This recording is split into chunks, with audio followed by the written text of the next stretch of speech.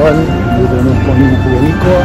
Isang magandang umaga po sa inyo mula sa Japan, sa Pinoy, manggagawang Pinoy dito sa Tokyo. Papakita ko po sa inyo ang mga gahalawan pagka umaga rito. Rush hour po, ang daming tao.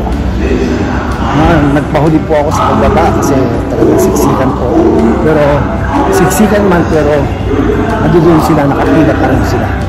Kaya naman ako pahuli kasi gusto kong mag-vlog. Yan, diba? Nakita mo. Ang dami nila dito.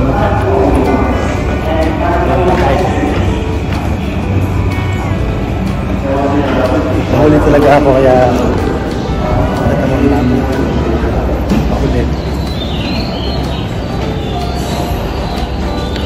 Dito po yan sa Ikebukuro Station. So, yun. Punta tayo sa JR.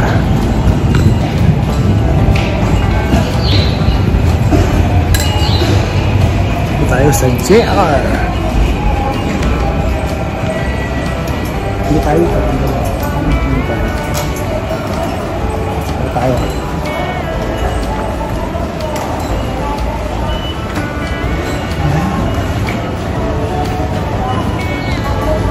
May kalbo. O sa ano?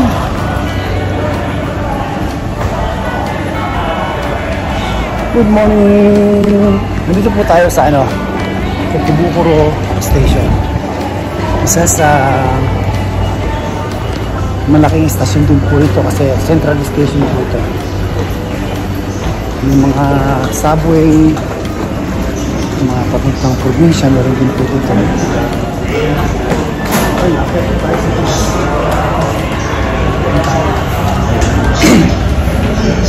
Dito makikita ninyo ang daming train, malalayo ng biyahe, pero yung Yamanote line, Yamanote lang, around Tokyo lang siya, umiikot-ikot lang siya. Hindi ko ng ibang stasyon na dire-diretso malayo ng biyahe. Ayan, next week dito na ako sasakay. Lolo ko dati dito ako sasakay sa kabila, pero sa susunod na linggo dito na ako. Junomiya.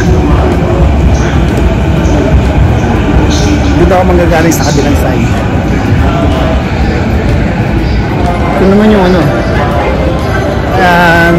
Dito, kagandahan dito, malalayo ang biyahe, pero tatlo. Kasi yung mga local, station by station. Yung semi-express naman,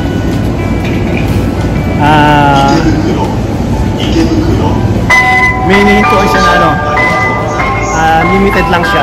Yun na yun, limited na yun. Tapos meron naman express, kumbaga sa ano, let's say, meron kang 20 station. Yung local, station by station, 20 station, hihintuan yan. Yung limited express naman, nasa 10 estasyon lang yan, hihintuan lang niya yan. 20 station, may pagitan yun.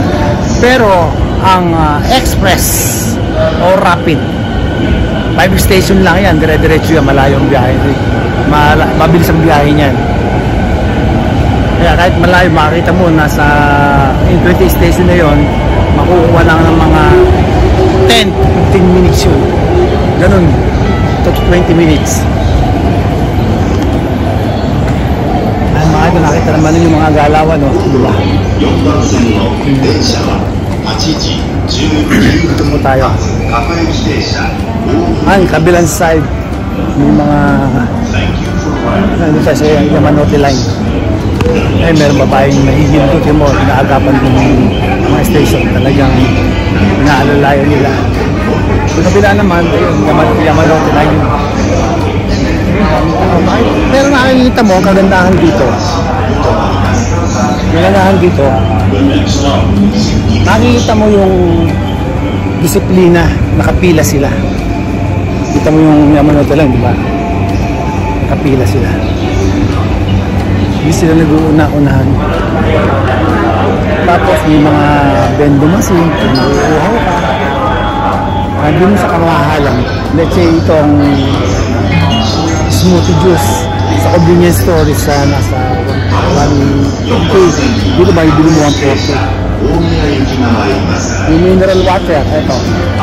Sa labas to, ako yun, 100 yun lang, dito 120. Uy, nasa police station siya. Ayan, sasakay na ako sa parating na tren. Kaya pasensya na po kayo at kasi bawal po sa loob. At least, na-share ko sa inyo yung galawan dito sa Japan. Ay, sa kabilang stasyon naman na yun. Doon, pwede ka na pumunta ka Shibuya, pwede rin doon. Bali, from here, pagpunta ka Shibuya, mga 5 stasyon lang. 4 station lang. Pero doon sa kabila ka pupunta, doon, mga 10 station. Kaya rito, express to. Ang laki stasyon niya. Paano ba yan? O, paano mga idol? Sasakay na ako dito. Ito yung sasakyan ko. Side view lang. Paano? Uli ang iyong Kuya Nico mula sa bansang Japan. Harap na! O, di ba?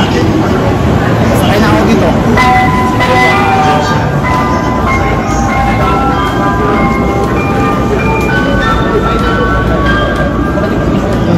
さすがに勇気ここにはいないだろう。